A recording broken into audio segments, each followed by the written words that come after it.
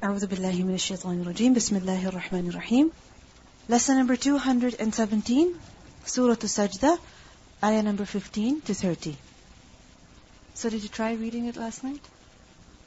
How long did it take you? Not too long, huh? Alhamdulillah, it's only 30 ayat, right? So alhamdulillah. Did you feel good afterwards? Good. See, when you do something, when you act upon what you learn, it really gives you energy. It makes you feel very happy. And it really motivates you to continue doing what you know. And once you learn and you don't act upon it, then what happens? It becomes like a burden. And when you act upon it, it really makes you excited and happy and motivated, and it gives you the energy to continue. Okay, let's continue the surah. إِنَّمَا يُؤْمِنُ بِآيَاتِنَا. Only those people believe in our verses. Who? الَّذِينَ إِذَا ذُكِّرُوا بِهَا. Those people who, when they're reminded of them, what is their reaction? خَرُّوا سُجَّدًا. They fall down in prostration. وَسَبَّحُوا بِحَمْدِ رَبِّهِمْ. And they exalt Allah with praise of their Lord. وَهُمْ لَا يَسْتَكْبِرُونَ. And they are not arrogant. This ayah, it tells us about those people who truly believe in the Qur'an. The true believers in the ayat of Allah. There are many people who claim to believe, who say that they believe. But who are those people who actually believe? Who does Allah say that yes, they are believers? Whose iman is accepted? Those people who, إِذَا ذُكِّرُوا بِهَا, when they are reminded of it. They're reminded of what? Of the ayat of Allah, such as the ayat of the Qur'an. That when they're admonished by them, when they're advised through the ayat of Allah, what is their reaction? خَرُّوا سُجَّدًا. They fall down in prostration. خَرُّوا is from the root letters خَ, را, را. From the word khurur. خَرَّ يَخِرُّ is to fall down with a thumping sound. It is to fall down in a way that as you fall down, you can hear. And it is also to fall instantly. So خَرُّوا سُجَّدًا, they fall immediately, that they are helpless, that as soon as they hear the ayat of Allah, they are overcome with humility, they are overcome with submissiveness, and they cannot stand proudly anymore. No, immediately they fall down in prostration. Sujjadan, plural of sajid. And it's not just that they fall down in prostration, but in their sajda, what do? وَسَبَّحُوا بِحَمْدِ رَبِّهِمْ. And they also glorify with the praise of their Lord. Meaning the sajda is not an empty sajda. It's not a sajda in which they don't say anything. No. In this sajda, they glorify Allah subhanahu wa ta'ala. سَبَّحُوا بِحَمْدِ رَبِّهِمْ. They mention His perfection, and they also do His hamd. They also glorify Him. They also praise Him. They thank Him. وَهُمْ لَا يَسْتَكْبِرُونَ. And they are not at all arrogant. They are not arrogant in front of the ayat of Allah. Rather, their behavior is of what? Obedience and submissiveness. So what do we see over here? That a person who truly believes in the Qur'an, his reaction upon hearing the Qur'an, upon being advised by the Qur'an, upon being reminded of the Qur'an, is not of arrogance. It is not of denial. It is not that a person does not change, he does not move, he does not get affected by it. You know, it's like sometimes you're talking to someone and there's no reaction. What do you feel? As though you're talking to a wall, a stone wall. No feeling, no change, no effect, no reaction. Such people are not those who truly believe in the Qur'an. Those people who truly believe in the Qur'an, their reaction upon being advised by the Qur'an is that immediately they submit. خَرُّوا سُجَّدًا. They submit. They are humble. They acknowledge the great attributes of Allah subhanahu wa ta'ala. They acknowledge the perfection of Allah. And they acknowledge their humility, smallness, their submissiveness. And in their sajda, they glorify Allah subhanahu wa ta'ala. So we see that their iman is at such a level that objecting at the ayat of Allah or arguing about them is something that is unthinkable. It doesn't even cross their minds. That when they hear, they never object. When they hear, they never argue. Rather, their reaction is that they immediately surrender and they acknowledge the perfection of Allah subhanahu wa ta'ala. سَبَّحُوا بِحَمْدِ رَبِّهِمْ. That Allah, He is free from imperfection. Allah is free from imperfection. That Allah would never ever reveal any command that would be a means of harm for me. No. سَبَّحُوا بِحَمْدِ رَبِّهِمْ. And then alongside this glorification is also feelings of gratitude. بِحَمْدِ رَبِّهِمْ. Because remember, hamd also includes gratitude. So they're grateful instead. They don't object. They don't argue. They glorify Allah. And on top of that, they're also grateful that this is one more thing I know I can do.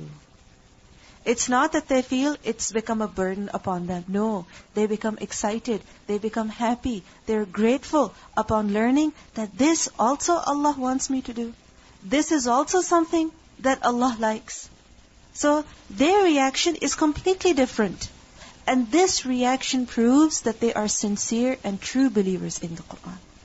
Sincere and true believers in the Qur'an. Because imagine if a person hears, he learns, and he starts objecting. Is that Iman? That's not Iman. Is that submission? That's not submission. If a person learns, but he ignores, he forgets, he doesn't act on it, he just writes it, but he never cares about implementing it, then is that real knowledge? Is that real faith? Real faith is that when a person learns, what is his reaction? Of submissiveness, of humility, of acceptance, of gratitude. سَبَّحُوا بِحَمْدِ رَبِّهِمْ. And also وَهُمْ لَا يَسْتَكْبِرُونَ. And they're not arrogant. They don't think highly of themselves. Rather, what is their reaction? That they listen to Allah subhanahu wa ta'ala's ayat and they obey them in word and in action.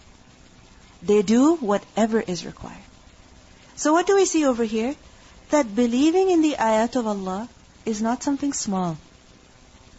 When a person says, I believe, he has to prove it. So believing in the ayat of Allah is actually a big deal. Because a person can only believe when he has the capacity to accept, when he has the capacity to acknowledge. And of all the things that a person has to acknowledge, the first thing is what? Acknowledging one's own mistakes and errors. Because typically, when we receive some advice, when somebody advises us, what stops us from accepting it? They're telling us that we are wrong. I don't want to accept I am wrong. She's telling me that I have to change. Changing myself means currently I'm not doing the right thing. Why? Why am I wrong? I'm not wrong. Why should I have to change? I'm not going to change. This prevents a person from accepting. And this is a sign of lack of iman. This is a sign of lack of conviction. This is a sign of lack of love. Because when a person truly has iman, what will he do? He will accept, he will acknowledge. And firstly, what will he acknowledge? His own mistake, his own error. And if you notice what has been mentioned over here is إِذَا ذُكِّرُوا, when they are reminded.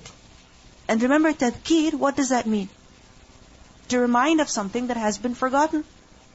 Or dhikr is also to mention something. You didn't know it was mentioned, you came to learn about it. You knew about something, you had forgotten, you were reminded, and now you know what to do again. So you understand? ذُكِّرُوا. So إِذَا ذُكِّرُوا بِهَا. Now, typically what happens? We learn, we start doing it, but then after some time we forget. Like I'm sure many of us knew already that the Prophet ﷺ used to recite the surah every night before going to bed. We knew about it. But how constant have we been in doing this? What happens? We start, and after some time we forget. We say, okay, never mind. I've been doing it for so long, let me take a break. So dhukiru is what? That when they are reminded of the ayat of Allah, that this is something that you should be doing. This is something that you should be avoiding. So إِذَا ذُكِّرُوا, what is their reaction?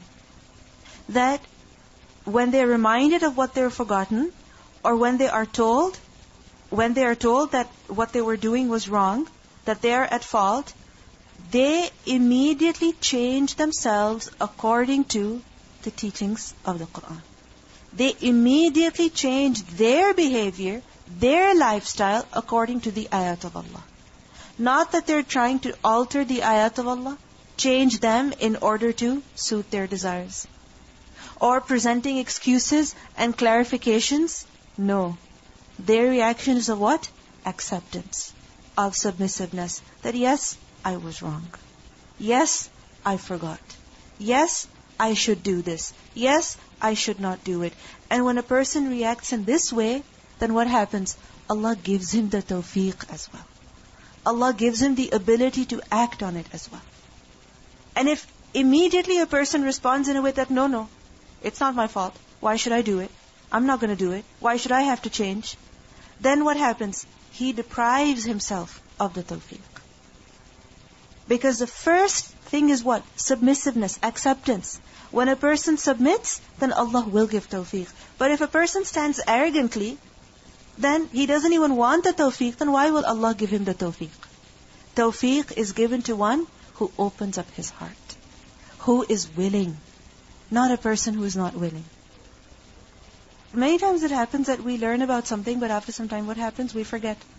Or we learn about something, but we don't truly understand it. And what happens? Our actions, they contradict what Allah subhanahu wa ta'ala has said.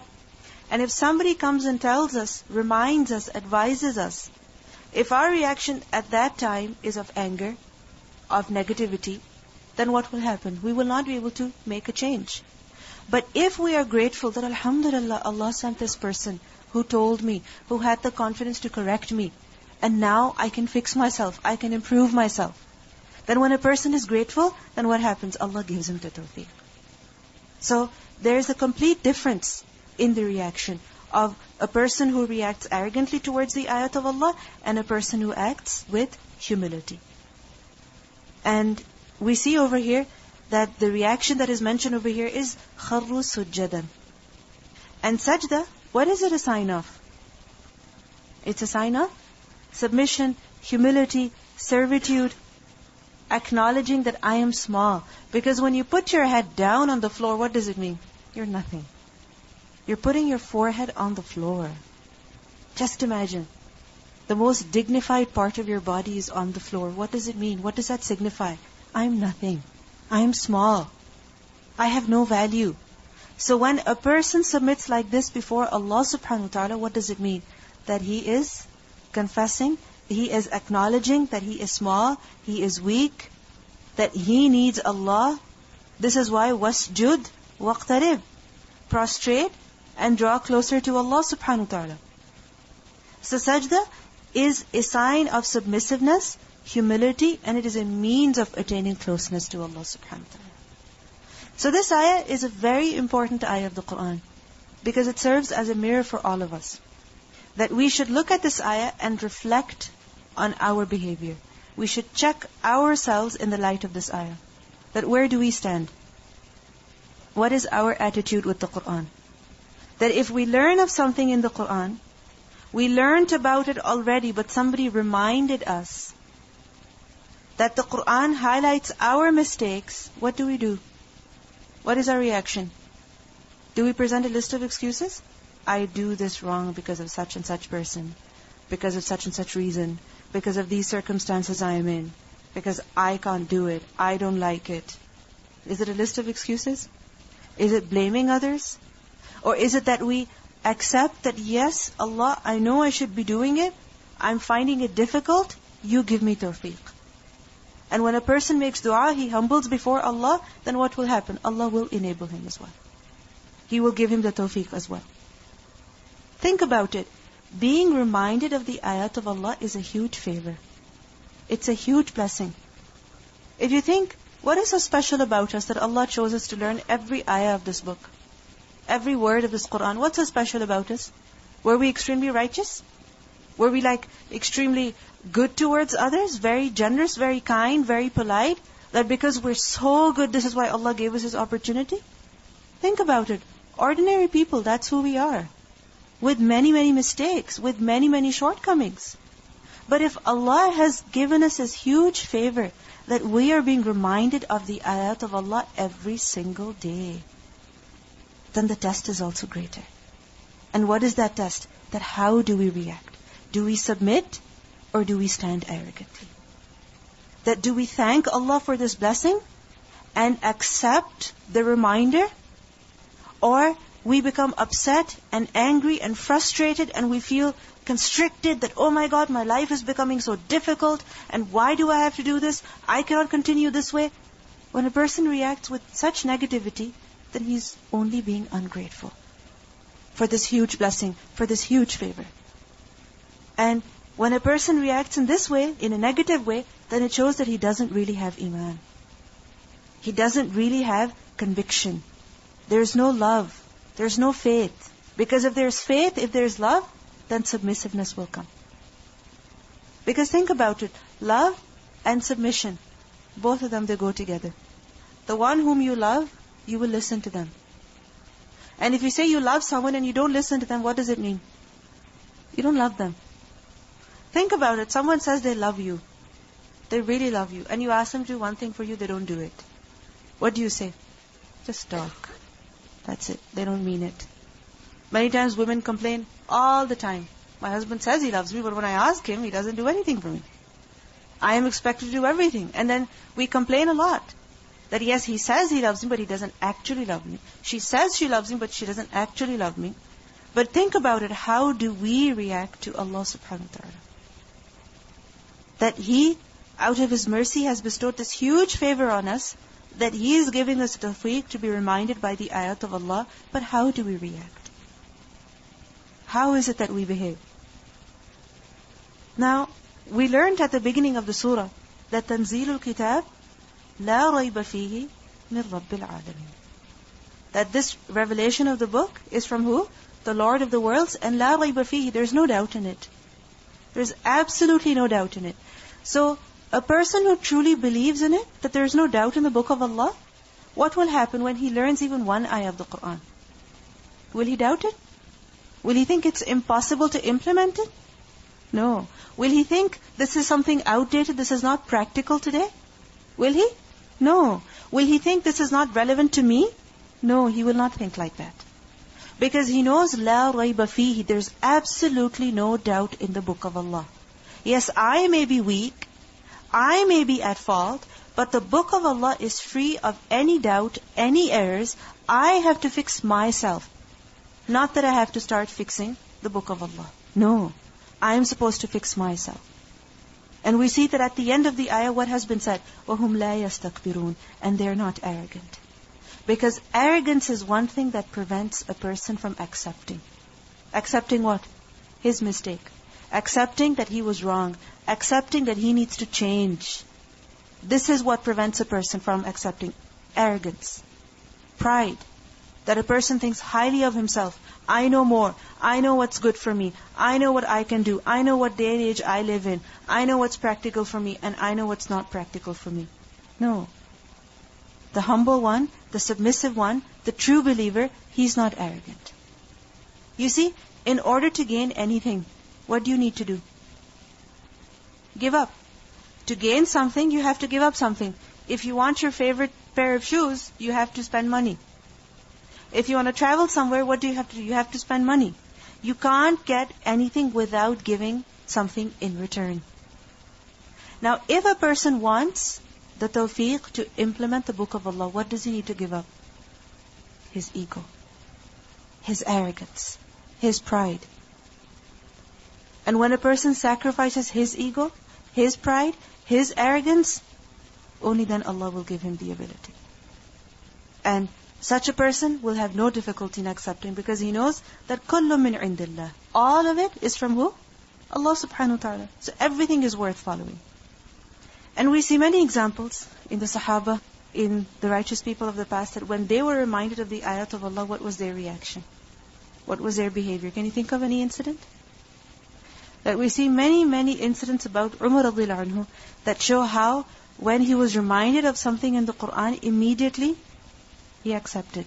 Immediately. Even if it meant acknowledging his mistake in front of a huge crowd. That once in the khutbah he was addressing the Muslims, men were there, women were there. And because there was this new tradition of giving a lot of mahr to the women in marriage. So Umar radiallahu anhu, he was discouraging that. And he said that no person should give mahar that is more than this certain amount. So this woman stood up and she said, O Amirul Mu'mineen, you have forbidden increasing the mahar of women to more than 400 dirham. Have you not heard the words of Allah? وَآتَيْتُمْ إِحْدَاهُنَّ قِنْطَارًا فَلَا تَأْخُذُوا مِنْهُ شَيْئًا. That if you have given to a woman at the time of marriage, qintar, a heap of treasure, a heap, then don't take anything of it back. So Umar radiallahu anhu, he said, Oh Allah, forgive me. All the people have more understanding of religion than Umar. And another tradition we see that Umar radiallahu anhu, he said that Umar was at fault and the woman was right. Umar was at fault and the woman was right. He didn't say, yeah, but that's in a particular context. And I'm the Amirul Mu'mineen, I'm telling you. He didn't say anything like that. He didn't say, yes, we'll have a discussion later on. No. He accepted immediately. Why? Because that woman, what did she recite? An ayah of the Qur'an. And when an ayah of the Qur'an is recited, what should be the reaction of a person? Humility, submissiveness. خَرُّوا سُجَّدًا وَسَبَّحُوا بِحَمْدِ رَبِّهِمْ وَهُمْ لَا يَسْتَكْبِرُونَ. They're not arrogant. We also see that at the time of the death of the Prophet ﷺ, when he passed away, what happened? Umar radiallahu anhu was not willing to accept that anybody say even that the Prophet ﷺ had died. And he was standing and he said, if anyone says that he has died, I have the sword, that's it, you're done. But what happened then? Abu Bakr radiallahu anhu, he came and he recited the ayah of the Qur'an that وَمَا مُحَمَّدٌ إِلَّا رَسُولٌ قَدْ خَلَتْ مِنْ قَبْلِهِ الرُّسُلُ أَفَإِن مَّاتَ أَوْ قُتِلَ انقلبتم على أعقابكم ومن ينقلب على عقبيه فلن يضر الله شيئا وسيجزي الله الشاكرين. We see that Ibn Abbas radiallahu anhu, he said that by Allah it sounded as if people had never heard this Quranic verse until Abu Bakr recited it as a reminder. And people started reciting it till there was no man who did not recite it. It was on the tongue of every person. And Umar radiallahu anhu, who was standing with the sword, what happened to him? He said that by Allah, as soon as I heard Abu Bakr say it, I fell down to the ground. I felt as if my legs had been unable to carry me. So I collapsed when I heard him say it. He could not stand anymore. And he collapsed. What happens? When we find out we are wrong, and a verse of the Qur'an is recited, what happens? We begin looking for other verses to refute that. It's as though literally people are throwing verses at one another. This is disrespecting the ayat of Allah.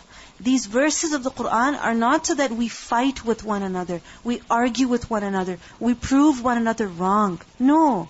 These verses are to make a change in us. And just the fact that Allah's words have been recited, they are enough to make us silent. We shouldn't become silent because, oh, the other person has defeated us. But rather we should become silent. Why? Because the verse of Allah has been read. And that's enough. And a person who has this kind of respect for the words of Allah subhanahu wa ta'ala, he has humility. And he has a tawfiq to implement the Qur'an. What did we learn earlier? In Surah Al-Furqan, ayah 73, that وَالَّذِينَ إِذَا ذُكِّرُوا بِآيَاتِ رَبِّهِمْ لَمْ يَخِرُّوا عَلَيْهَا صُمًّا وَعُمْيَانًا. That the Ibadur Rahman, when they're reminded of the verses of Allah, they do not fall upon them deaf and blind. No. Their reaction is not of deafness and blindness as if they have heard nothing, they have seen nothing, they have understood nothing. No. It's of instant humility. It's of instant acceptance. It's about bringing about a change and not standing stiff and arrogant. لَمْ يَخِرُّوا عَلَيْهَا صُمًّا وَعُمْيَانًا. And when a person has iman of this level, that when he hears the ayat of Allah, when he is reminded by them, he submits, he's not arrogant, then what happens? It becomes easier for him to sacrifice anything in the way of Allah. It becomes easy for him to sacrifice his sleep, sacrifice his wealth, sacrifice many things. Because acting upon the ayat of Allah means that we need to give up something. Of those things we have to give up are sometimes, let's say, our fashion styles. That's a huge thing for some people. For others it might not be a big deal, but for others, oh my God, if I have to wear an abaya, then what about all those clothes? When we had the discussion about zina and about hijab, There were so many questions about, okay, what about all those zinati hijabs and those hijab pins and all of that? What am I supposed to do with them? What does it require? Sacrifice, right? You have a huge collection, but you can't wear them all the time anymore. And all those things that you thought you'd be wearing outside, now you have to cover them. Sacrifice. But when a person has iman of this level, it's easy for him. He can give it up. He can give it up for the sake of Allah subhanahu wa ta'ala. And when he gives it up for the sake of Allah, then Allah has a huge reward for him. A reward that nobody has seen. Nobody even knows about it. It's that unique. But all of the things that are mentioned over here is what? Sacrificing sleep. This is why Allah subhanahu wa ta'ala says that تَتَجَافَى جُنُوبُهُمْ. They arise from their beds. عَنِ الْمَضَاجِعِ. From their beds. يَدْعُونَ رَبَّهُمْ. They supplicate their Lord. خَوْفًا وَطَمَعًا. In fear and hope. وَمِمَّا رَزَقْنَاهُمْ يُنْفِقُونَ. And out of that which we have given them, what do? They spend. If you think about it, many people, what do they love the most? Sleep. Isn't it? Sleep is something that many people find very, very difficult to give up. Very, very difficult to sacrifice. Especially if it's something to do early in the morning. We find it extremely difficult to give it up. But what do we see over here? That when a person has iman of this level, it becomes easier for him to even sacrifice his sleep. تَتَجَافَى جُنُوبُهُمْ. Their sides forsake. What do they forsake? عَنِ الْمَضَاجِعِ. Their beds. تَتَجَافَى is from the root letters Jim, Fa, Waw. Jim, Fa, Waw.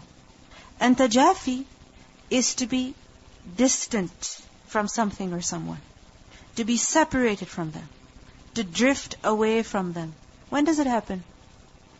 When you don't like that person or that thing. This is why tajafi is also to have an aversion towards something. To dislike something, to loathe something. Avoid it, shun it, withdraw from it. This is what tajafi is. And tajafa saraja an zahri al-faras, that the saddle, it moved from the back of the horse. Meaning it got dislocated. So tajafi is what? To move away, to become distant, to get dislocated, to not stay where one was before. And it is said, tajafa jambuhu anil firash. His side, junub is a plural of jamb, which is a side of a person. When you're lying down, what's touching the bed? Your side. You're lying down on your side. So tajafa jambuhu anil firash, meaning he kept away from the bed. He kept his side away from the bed. He kept away from the bed, meaning he kept a distance between himself and his bed. Separated himself from the bed. Avoided it. Jafa yajfu is when someone does not remain at one place. That when a person is unable to remain peacefully in bed because of restlessness. Because when a person is having a very comfortable sleep, what happens? He's sleeping on one side, in one position, and after many hours, he's still in that position.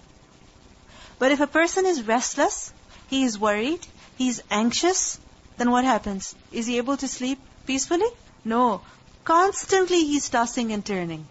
This is what tajafi is. And eventually what happens? Constantly a person is tossing and turning, and he can't stay in bed anymore, and eventually he gets up. When does this happen? Have you ever experienced this? When does it happen? Okay, when you have an exam the next day or something. You're waking up every 15 minutes. You're waking up every half an hour. You have the alarm clock in front of you, but you get up before the alarm actually rings. And what happens? You can't stay in bed. You're constantly tossing and turning. You get up, you go eat something. You get up, you go drink something. You get up, you go to the washroom. You get up, open your textbook. Whatever you're anxious of, you check your phone. You cannot stay in bed. This is what tajafi is.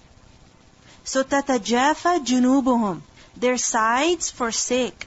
They withdraw their sides. They rise from their beds. Anil madajir. And madajir is a plural of madja. And madja is from dad, jim, ain. Daja. And daja is to lie on one side. And madja, what kind of a noun is this? Madja, isn't? Zarf. This is zarf. Place of lying down. The place of lying down. Now some people, they sleep on beds. Other people, they sleep on the floor. Wherever a person is sleeping, that is what? His madja.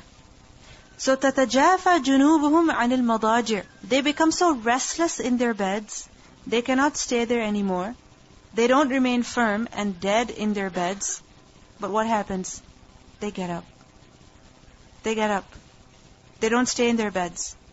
عَنِ الْمَضَاجِعِ يَدْعُونَ رَبَّهُمْ. And when they get up, when they stay awake at night, it's not for the purpose of amusement. It's not for the purpose of talking to other people and having fun, and talking to family members who are in another country. No. They get up, why? يَدْعُونَ رَبَّهُمْ. They call upon their Lord. خَوْفًا وَطَمَعًا. Out of fear and also out of hope. They sleep but little, and they engage themselves in prayer. And when they pray, how do they pray? What are the two things that motivate them? خَوْف and طَمَعًا. Fear and hope. Fear of what? Of the punishment of Allah. Fear of the anger of Allah. Fear that their good deeds will not be accepted. Fear that Allah will hold them accountable for the wrong they have done. Fear of the amount of mistakes they have made. خَوْفًا. But this fear is not such that it paralyzes them. No, it drives them to come and humble themselves before Allah. Ask for His forgiveness. And with this fear is also tama', hope. Hope of what? Allah's mercy, His reward, His forgiveness, the fulfillment of His promises. خَوْفًا وَطَمَعًا. So, their fear is not such that it paralyzes them. And their hope is not such that it makes them fearless. Because sometimes a person may be so hopeful that he becomes fearless, that he does not fear the punishment of Allah anymore. And he hopes for Allah's mercy, His forgiveness, and he says, yeah, Allah will forgive me, I can do whatever I want. No. They don't have this kind of hope. Nor do they have a negative kind of fear. It's such fear, it is such hope that makes them pray to Allah. That makes them increase in their acts of worship. That makes them restless in the night. خَوْفًا وَطَمَعًا. And if you think about it, ibadah, worship, is about staying between hope and fear. That a person does not give up hope, and a person does not even become so fearful that he cannot do anything. وَمِمَّا رَزَقْنَاهُمْ يُنْفِقُونَ. And from whatever that we have given them, they spend. Why? Why do they spend? To please Allah. To gain the love of Allah. To gain closeness to Allah subhanahu wa ta'ala. If you think about it, at times we find it very easy to sacrifice, our food. Like for example, fasting. Okay, you get used to it, you don't eat. It's easy, it's possible. But sleep is something that many times we do not wish to sacrifice. But what do we see? That لَن تَنَالُوا الْبِرَّ حَتَّى تُنْفِقُوا مِمَّا تُحِبُّونَ. That you can never attain al-bir, you can never attain righteousness, you can never attain reward of al-bir until and unless you spend out of that which you love. And think about it, out of all those things that you love, believe me, it's your sleep. For many people, especially young people. Sleep is something that they love, which is why 8 hours, 10 hours, you have to sleep. But only when a person sacrifices this in the way of Allah, then he can attain al-bir. And if you think about it, in the previous ayah, what was mentioned? وَهُمْ لَا يَسْتَكْبِرُونَ. They're not arrogant. So even if they have to give up their sleep for the sake of Allah subhanahu wa ta'ala, they give it up. When it's time to get up, they get up. When it's time to get up and pray, they get up and pray. And the second thing that's mentioned over here is وَمِمَّا رَزَقْنَاهُمْ يُنْفِقُونَ. Because the second thing that a person loves a lot is what? His possessions, his wealth, the things that he owns. It's difficult to part from them. وَإِنَّهُ لِحُبِّ الْخَيْرِ لَشَدِيدٌ. But if a person has true love for Allah, then it will become easier for him to even sacrifice as well. Because this is something that is a fact. That when you love someone, what will you do? You will sacrifice your sleep for them, and you will also sacrifice your wealth for them. Think about it. A relative, a close friend comes over, and they're staying the night. And you're talking, and it's 12 o'clock, it's past midnight. Will you say, oh, I should go sleep now. I'm very tired. I need to get up in the morning and have a lot of things to do. I need to go to school. No, what will we do? Will we ever say to them, please, I need to go sleep? No, we will never say that. We love to talk at night with our friends, with our family members. And it's so exciting. We go grab a cup of tea, coffee, go out to get a dessert or something, and then sit cozily in the drawing room, in the living room, on the sofas, with the television on or something, and we're talking and talking and talking, non-stop. One thing after the other. And although we're yawning, and our eyes are closing, but still what happens? We enjoy being awake. Isn't it? We love being awake. Why? It's the company. It's the company that we have at that time. The person whom we love, we're talking to them. And as this guest is there, is living at your house, they're living day in and day out, you spend on them so willingly, happily. They wish to go somewhere, you say, let's go. They wish to go shopping somewhere, I'll pay for it. They wish to go out to eat somewhere, you take the bill. Why? You love them. So when you love someone, it's very easy for you to sacrifice your sleep and sacrifice your wealth. Parents with little children, what happens from the day a child is born?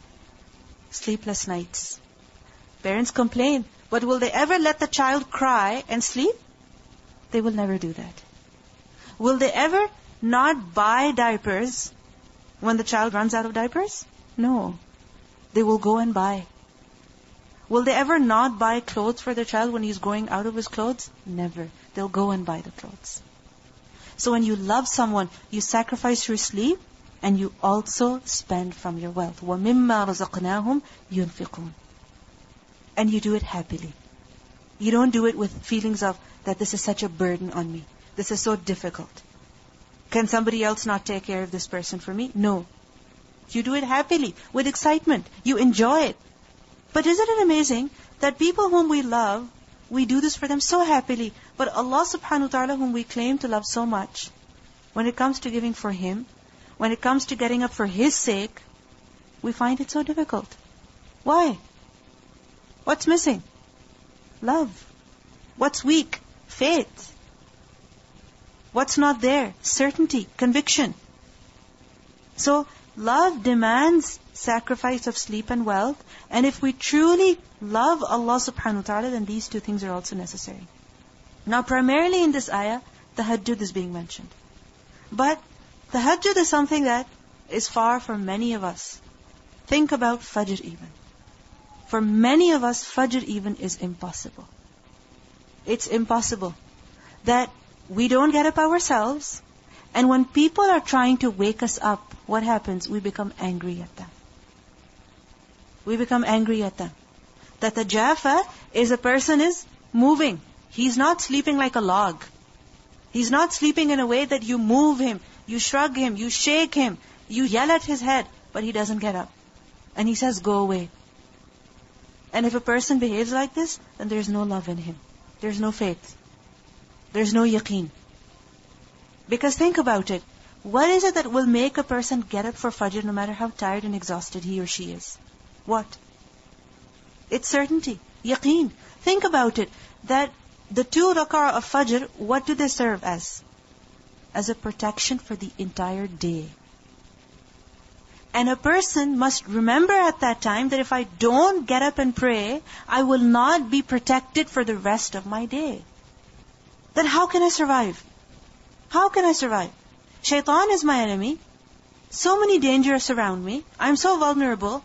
How can I not take some way of protecting myself? How can I not adopt some means of protecting myself? So a person who has his yaqeen, what will he do? He will get up and he will pray. He will not delay. The thing is that when we get up, sometimes what happens? We stay in bed, lying down for how long? Half an hour, sometimes 45 minutes. Waiting for what? Waiting for those last 5-10 minutes when we can get up and pray. One is that a person is really exhausted, that their body is hurting, that they're unable to get up. They're trying, but they're unable to. That's different. They're unwell. That's different. But the other is that you're just sleeping and sleeping and sleeping. And you've rested enough. You slept for a long time. And even if you didn't sleep for a long time, that's your fault because you went to sleep late, whereas you could have slept earlier. But still, if we remain in bed, delaying, then who's at fault? We are at fault. That once our eyes open up, once we are conscious, then what should be our behavior? Of getting up instantly, Immediately. تَتَجَافَى جُنُوبُهُمْ عَنِ الْمَضَاجِعِ. So what do we see over here? That a person who truly has love of Allah subhanahu wa ta'ala, a person who truly has iman in the ayat of Allah, who truly has faith in the Qur'an, what will he do? He will get up when it's time to get up. He will get up to pray, whether it is fard salah, and after the fard salah, which salah is most beloved to Allah subhanahu wa ta'ala? Tahajjud, the night prayer. So he will get up for that as well. Many times what happens? When you have some important work to do, are you able to sleep? No. You will force yourself to stay awake no matter how tired you are, no matter how many people are telling you, please go to bed now. It's late. What will we do? We will not sleep until we have done our work. When you're excited to meet someone, when you're looking forward to something that you have to do, then again you can't sleep like a log in the night. What will happen? You become restless and you get up when it's time to get up. Even before that you'll get up. So similarly, if a person is excited about making dua to Allah khawfan wa tama'an, then what will that enable him to do? Get up. When a person has somewhere important to go, like for example, a big exam or an interview or something like that, what will they do? They will set an alarm clock, not just one, but multiple, and they will tell the entire family, please make sure I'm up. What else will they do? They will have their friend call them. They will do so many things to make sure they're up. The last part of the night is a time that we can have a private appointment with Allah subhanahu wa ta'ala, in which we can just talk to Him, pray to Him, ask Him, khawfan wa tama'an. And that is a time when nobody else will interfere. Nobody else knows. Because what happens during the day? You're sitting making dua. You're sitting, you want to make dua, but 10 people are calling you. 10 things you have to do. There's a list of things you have to do. But in the middle of the night, if you get up, the last part of the night, then at that time, you have your sukoon, you have your peace, you have your own space, your own private time. We see that if a person has something extremely important to do, like for example, a very early flight to catch, and they set the alarms, but they don't get up, they sleep in, what happens? The entire family tells them, what were you thinking? Why didn't you get up? The entire family reproaches them.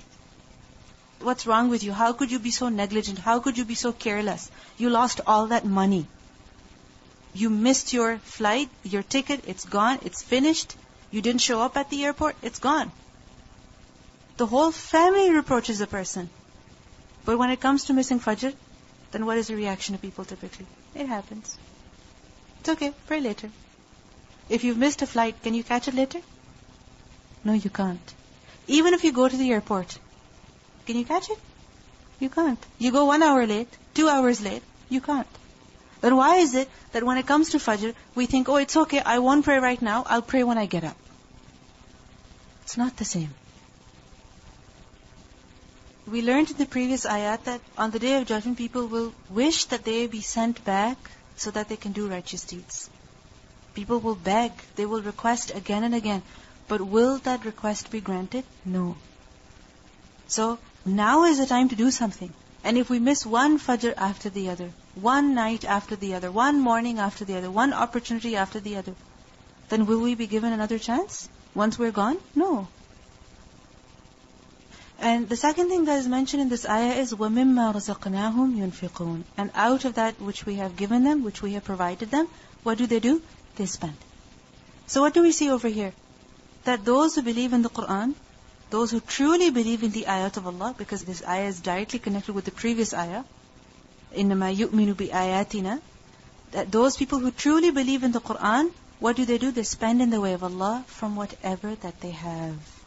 مِمَّا رَزَقْنَاهُمْ, from whatever that we have provided them.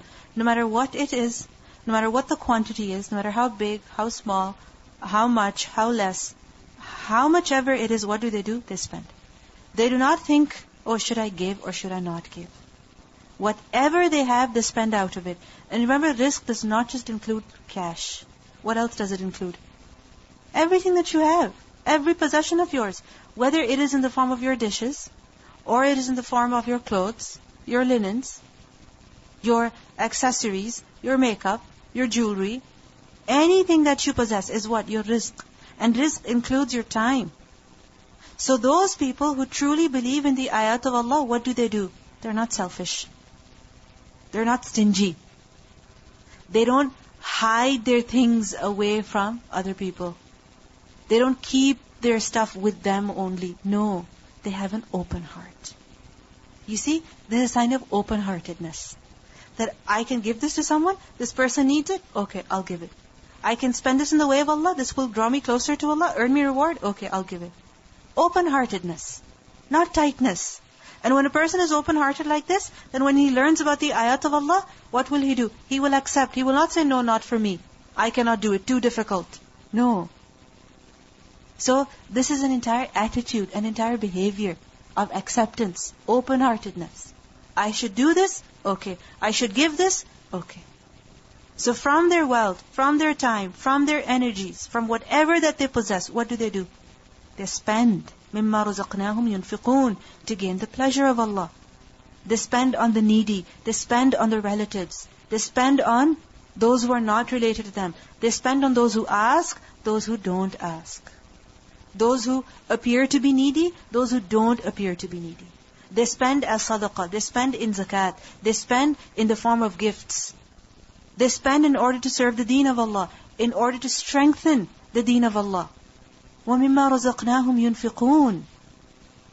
So a person in whose heart the Qur'an has entered, he cannot remain stingy and selfish anymore.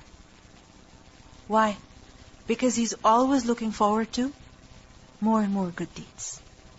He's always looking forward to gaining more reward. What else can I do? What else can I do? What else opportunity can I avail? And if you think about it, the stuff that we have, one is that we keep all the stuff to ourselves. And the other is that we spend out of it in the way of Allah. Imagine the reward that we could get by spending it in the way of Allah. And imagine the difficulty we would create for ourselves by keeping all those things with us. There's a difference, right? You keep something with yourself. Sometimes what happens? Our kitchen is overflowing. We have no space to put our dishes, but we love them. Our boxes, we love them. Isn't it? We want to have everything in our kitchen. We have no space. The drawers are overflowing. The cupboards are overflowing. The pantry is overflowing. But we love all of it. We keep it. How difficult we have made our lives. And at the same time, if we spend some of it in the way of Allah, there's an opportunity to gain a lot of reward. So a person in whose heart the Qur'an has entered, what does he want? He wants reward. He doesn't want the things of this dunya. This is why he will sacrifice his sleep, and he will also sacrifice his wealth. وَمِمَّا رَزَقْنَاهُمْ يُنْفِقُونَ. And when a person is like this, then what kind of reward Allah subhanahu wa ta'ala has preserved for him?